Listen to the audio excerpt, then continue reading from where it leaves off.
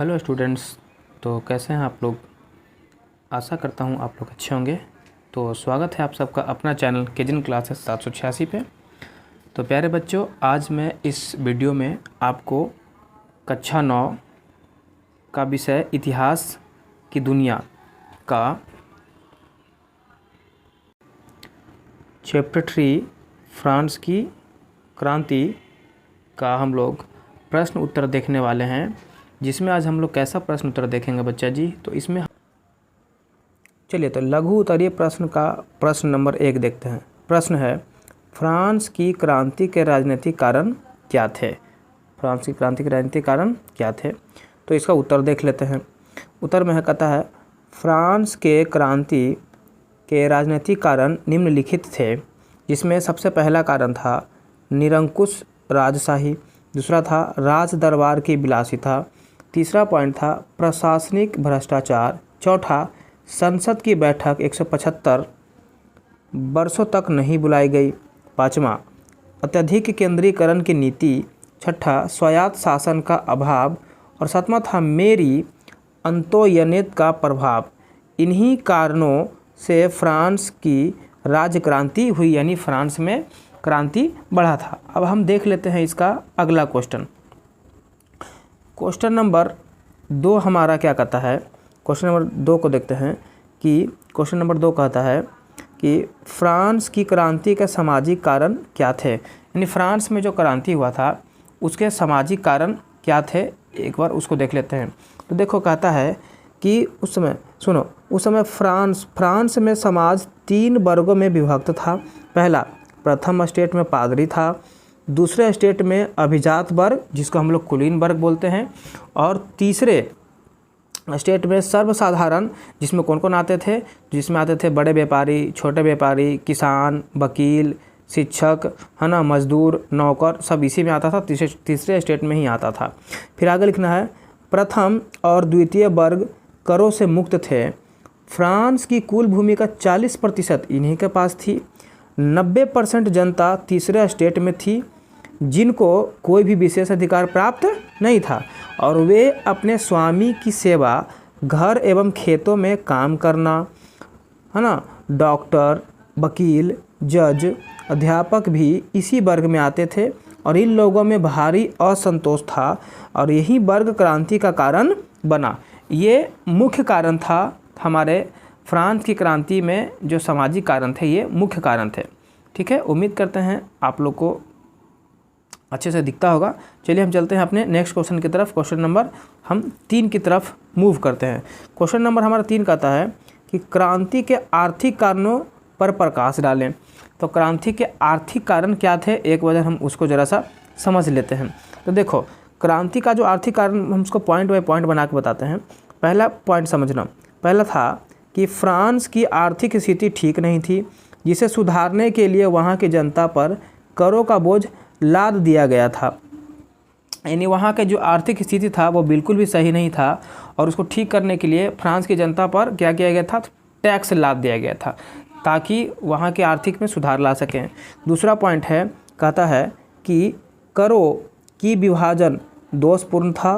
प्रथम और द्वितीय वर्ग करों से मुक्त था, जबकि जनसाधारण को कर चुकाना पड़ता था। यानी जो प्रथम स्टेट में जो पादरी आता था और दूसरे स्टेट में जो कुलीन वर्ग आता था, इसको टैक्स नहीं देना पड़ता था।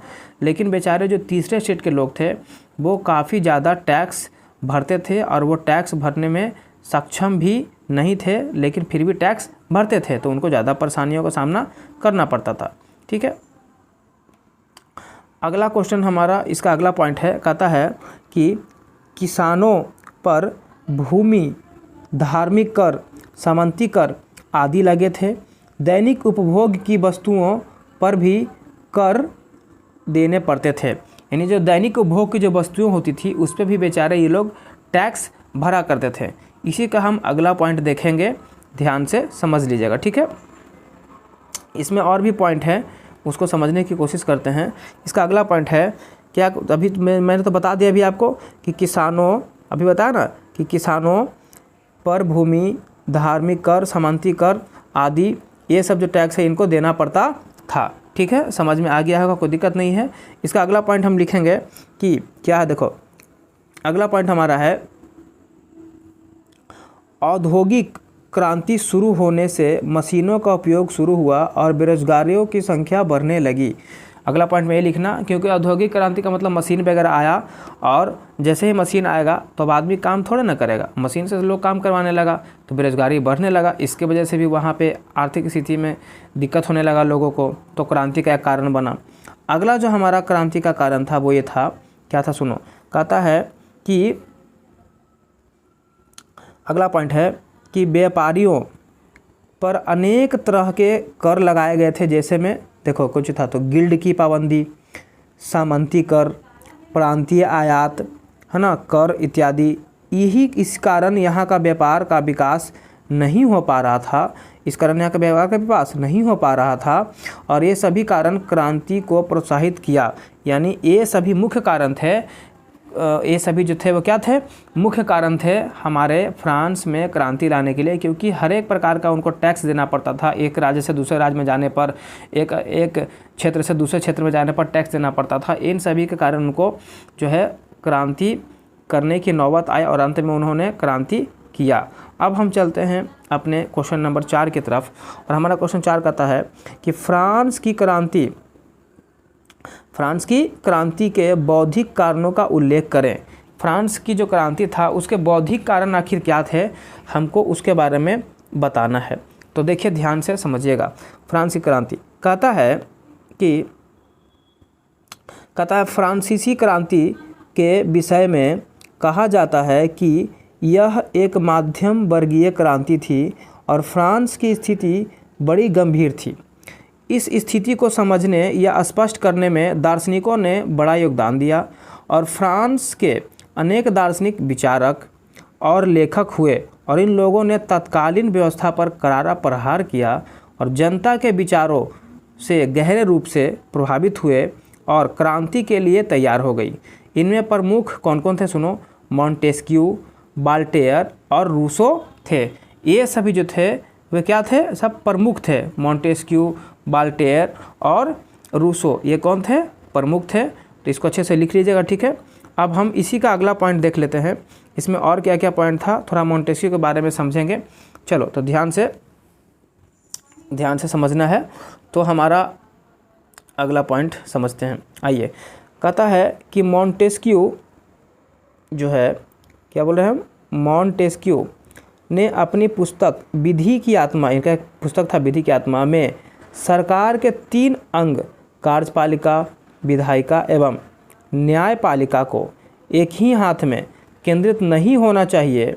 ऐसा होने से शासन निरंकुश एवं स्वेच्छाचारी नहीं होगा, ऐसा बताकर उन्होंने शक्ति पृथक्करण सिद्धांत का पोषण किया। ठीक है, ये किसने बताया, तो मॉन्टेस्क्यू ने बताया और अपने पुस्तक में बताया।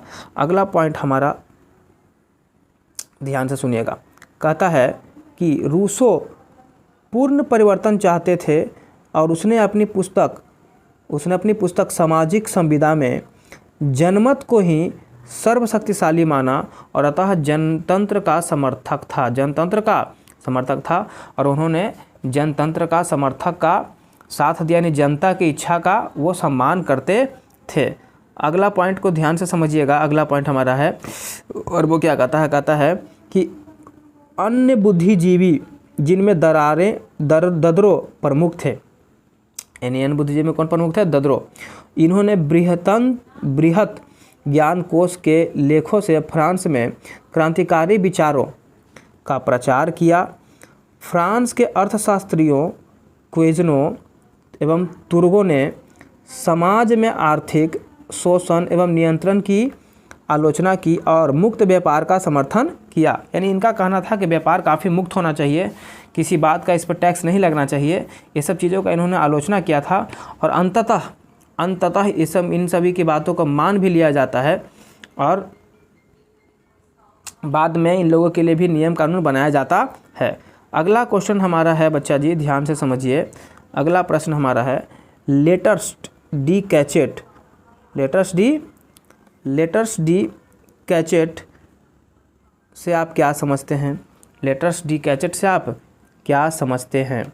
तो ज़रा समझिएगा क्या समझते हैं भाई। कहता है कि लेटर्स डी कैचेट ने फ्रांस में बिना अभियोग के गिरफ्तारी वारंट होता था, है ना, यानी बिना किसी भी अभियोग के किसी को गिरफ्तार कर लेता था। फ्रांस में सभी तरह की स्वतंत्रताओं का अभाव था, यानी वहाँ पे किसी भी चीज़ का आपको आज़ादी नहीं दिया गया था। जैसे में भाषण, आप भाषण नहीं दे सकते हैं, लेखन आप लिख नहीं सकते हैं, कुछ विचार के व्यक्ति अपने विचार को व्यक्त नहीं कर सकते हैं, तथा धार्मिक स्वतंत्रता का पूर्ण अभाव था। आप किसी भी धर्म को मान नहीं सकते हैं, इस चीज़ के लिए वहाँ पूर्ण अभाव था। वहाँ राजधर्म कैथोलिक था, वहाँ का जो राजधर्म था वो कैसा था, कैथोलिक था। और प्रोटेस्टेंट धर्म के मानने वाले को कठोर सज़ा दी जाती थी, और जो लोग प्रोटेस्टेंट धर्म को मानते थे उनको खतरनाक सज़ा दिया जाता था, ठीक है ना। इसलिए कहता है ऐसे धर्मावलंबियों को राजा बिना अभियोग के गिरफ्तारी वारंट देता था और उसे ही लेटर्स द कैचेट कहते थे। यानी सीधे सीधे समझिएगा, ये कहना चाहता है, ये कहना चाहता है सिर्फ कि बिना किसी भी अभियोग के उसको कैद कर लिया जाता था, बंधक बना लिया जाता था, यही था लेटर्स दी कैचेट। तो इस प्रकार आपका 5 नंबर भी ख़त्म हुआ। अब हम आते हैं प्रश्न नंबर 6 की तरफ, और हमारा प्रश्न नंबर 6 कहता है कि क्या कहता है, अमेरिका के स्वतंत्रता संग्राम का फ्रांस का क्रांति पर क्या प्रभाव पड़ा।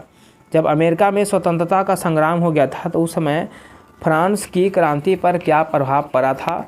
तो फ्रांस की क्रांति पर भी बहुत अच्छा प्रभाव पड़ गया था, इसके वजह से फ्रांस में क्रांति हो गई थी। तो इसको हम लोग ध्यान से समझने की कोशिश करेंगे।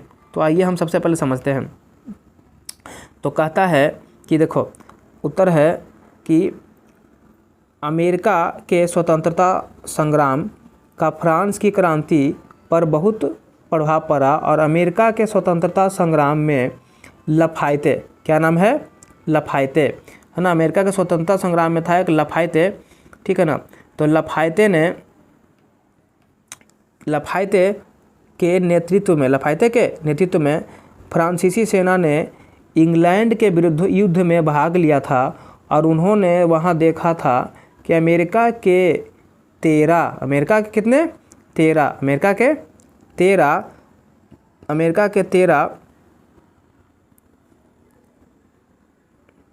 उपनिवेशों ने कैसे औपनिवेशिक शासन का समाप्त कर लोकतंत्र की स्थापना की थी, और वापस लौटकर क्या किया था, वापस लौटकर उन लोगों ने देखा कि जिन सिद्धांतों की रक्षा के लिए वे अमेरिका में युद्ध कर रहे थे उनका अपना देश में ही अभाव था, और वे सैनिक फ्रांस में क्रांति का अग्रदूत बनकर लोकतंत्र का संदेश फैलाने लगे, और जनसाधारण पर इसका बहुत बड़ा प्रभाव पड़ा, और अंत में वह फ्रांस की क्रांति का तत्कालिक कारण बन गया। ये जो था ये आपका मुख्य कारण था, ठीक है, एक ऐसा कारण था। तो ये था हमारा मुख्य कारण। तो प्रश्न नंबर 6 का ये आंसर है, आप इसको लिख सकते हैं। अब हम आगे बढ़ जाते हैं प्रश्न नंबर 7 की तरफ। तो प्रश्न नंबर हमारा 7 क्या कहता है, ध्यान से। 7 कहता है कि मानव, क्या कहता है, मानव जो है, मानव के बारे में ध्यान समझिएगा। कहता है कि उत्तर इसका है, मानव एवं नागरिकों के अधिकार से आप क्या समझते हैं, ठीक है ना। चलिए तो इसका उत्तर देख लेते हैं। 14 जुलाई 1789 के बाद लुई 16वां नाम मात्र के लिए राजा बना रहा, और नेशनल असेंबली ने देश के लिए अधिनियम बनाने लगी। नेशनल असेंबली देश के लिए क्या बनने लगी, तो अधिनियम बनाने लगी। और इसी एक महत्वपूर्ण उपलब्धि थी 27 अगस्त 1789 को मानव और नागरिकों के अधिकार, है ना, जिसके लिए से बोलता है the declaration of the right of man and citizen. इसमें समानता, स्वतंत्रता और संपत्ति की सुरक्षा तथा अत्याचारों से मुक्ति के अधिकार को नैसर्गिक और अहरणीय माना गया, और व्यक्तिगत स्वतंत्रता के साथ प्रेस एवं भाषण की स्वतंत्रता भी मानी गई। यानी आपको आज़ादी दिया गया कि आप व्यक्तिगत कर सकते हैं, भाषण दे सकते हैं, प्रेस की आज़ादी दी गई। अब राज्य किसी भी व्यक्ति को बिना मुकदमा चलाए गिरफ्तार नहीं कर सकता था, क्योंकि पहले ऐसा हो जाता था, गिरफ्तार कर लिया जाता था, तथा मुआवजा दिए बिना उसके ज़मीन पर कब्जा नहीं कर सकता था। यानी आप किसी के ज़मीन पर कब्जा करना है तो उसके लिए आपको मुआवजा देना ही पड़ेगा। उसके बाद कहा गया नहीं कर सकता था, और इन अधिकारों की सुरक्षा करना राज्य का दायित्व माना गया, और मध्यम वर्ग के लिए सबसे महत्वपूर्ण घोषणा थी। ये जो घोषणा था वह मध्यम वर्ग के लिए सबसे महत्वपूर्ण घोषणा था। तो उम्मीद करते हैं आपको यहाँ तक अच्छे से समझ में आया होगा, ठीक है। और इसमें थोड़ा सा और पॉइंट बचा हुआ है जिसको हम बता देते हैं लास्ट में, ठीक है ना। ये आप लोग ये हम लास्ट पॉइंट बताएं कि अधिकारों की सुरक्षा करना राज्य का दायित्व माना गया और मध्यम वर्ग के लिए महत्वपूर्ण घोषणा थी, ठीक है ना। और हम कहते हैं कि 90% सामान्य जनता को उन समस्याओं से मुक्ति दिलाने का प्रयास किया गया जिनका सामना उन्हें निरंकुश राजशाही में करना पड़ता था। तो ये था प्रश्न संख्या 7 का आंसर।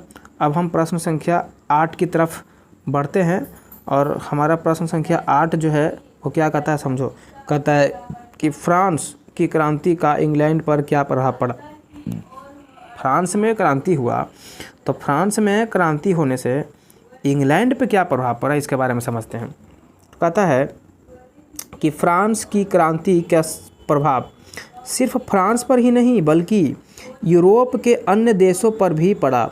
नेपोलियन जो है वो फ्रांस में सुधार के कार्यों को करते हुए अपने विजय अभियान के दौरान जब इटली और जर्मनी आदि देशों में पहुंचा तब उसे वहां की जनता भी क्रांति का अग्रदूत कहकर स्वागत किया। यानी वहाँ की जनता ने उन्हें क्रांति का अग्रदूत कहा, और इसने इन देशों के नागरिकों को राष्ट्रीयता संदेश देने का कार्य किया। इंग्लैंड पर प्रभाव नेपोलियन का विजय अभियान इंग्लैंड पर भी हुआ, और क्रांति का इतना अधिक असर इंग्लैंड में दिखा कि वहाँ की जनता ने भी सामंतवाद के खिलाफ आवाज़ उठानी क्या कर दी तो शुरू कर दी, ठीक है।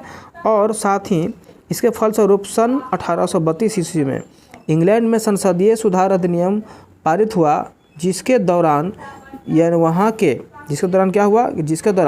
वहाँ के जमींदारों की शक्ति समाप्त कर दी गई और जनता के लिए उनके सुधारों का मार्ग खुल गया। और भविष्य में क्या होगा वो हम आगे देख लेते हैं, ठीक है ना। इसका अगला पॉइंट है, ठीक है, खुल गया। और भविष्य में क्या हुआ सुनो। तो भविष्य में जो है जमींदारों की शक्ति को समाप्त कर ही दिया गया था, और साथ में जनता के लिए अनेक सुधारों के मार्ग खुल गए। और भविष्य में इंग्लैंड में औद्योगिक क्रांति के विकास में इस क्रांति का बहुत योगदान रहा, ठीक है ना। इस क्रांति का बहुत ज़्यादा ही योगदान रहा। तो ये प्रश्न संख्या इस प्रकार आपका 8 भी समाप्त हो गया। और अब हम बढ़ जाते हैं प्रश्न संख्या 9 की तरफ। हमारा प्रश्न संख्या 9 कहता है कि फ्रांस में जो क्रांति हुआ तो उसके क्रांति से इटली को प्रभावित किया कैसे। फ्रांस की क्रांति इंग्लैंड को प्रभावित किया, उसके बारे में हम लोगों ने देखा। अब हम देखेंगे फ्रांस की क्रांति ने इटली को कैसे प्रभावित किया, तो इसके बारे में हम ज़रा एक बार देख लेते हैं। आइए। तो कहता है कि फ्रांस की क्रांति ने इटली को बहुत प्रभावित किया। इटली इस समय कई भागों में बांटा हुआ था, और फ्रांस की इस क्रांति के बाद इटली विभिन्न भागों में नेपोलियन ने अपनी सेना एकत्रित कर लड़ाई की तैयारी की, और इटली और जो है साथ में क्या किया कि इटली राज्य स्थापित किया। एक साथ मिलकर युद्ध करने से उनमें राष्ट्रीयता की भावना का विकास हुआ, और इटली में भावी एकीकरण का मार्ग प्रशस्त हो गया, क्योंकि वहाँ पे लोग एक साथ मिल के लड़ाई किए तो उसके अंदर जो है राष्ट्रीयता का भावना जगा, और राष्ट्रीयता का भावना जगा ही, और साथ में क्या हुआ कि उन्होंने इटली का राज्य का स्थापना कर दिया, और एकीकरण का मार्ग भी इटली में प्रशस्त कर दिया। अब हम लास्ट क्वेश्चन 10 नंबर को अच्छे से देख लेते हैं। हमारा 10 नंबर क्या कहता है। तो 10 नंबर हमारा सवाल कहता है बच्चा कि फ्रांस की क्रांति से जर्मनी कैसे प्रभावित हुआ। अब फ्रांस की क्रांति जो हुआ था तो उसके कारण जर्मनी कैसे प्रभावित हो गया, इसको समझते हैं। छोटा सा आंसर है, समझो। कहता है फ्रांस की क्रांति से जर्मनी भी अछूता नहीं रहा। ठीक है ना। जर्मनी भी उस समय छोटे छोटे 300 राज्यों में विभक्त था, जो नेपोलियन के ही प्रयास से 38 राज्यों में सिमट गया। यानी 300 को वो जोड़ के कितना में ला दिया, 38 राज्यों में ला दिया। और इस क्रांति में स्वतंत्रता, समानता और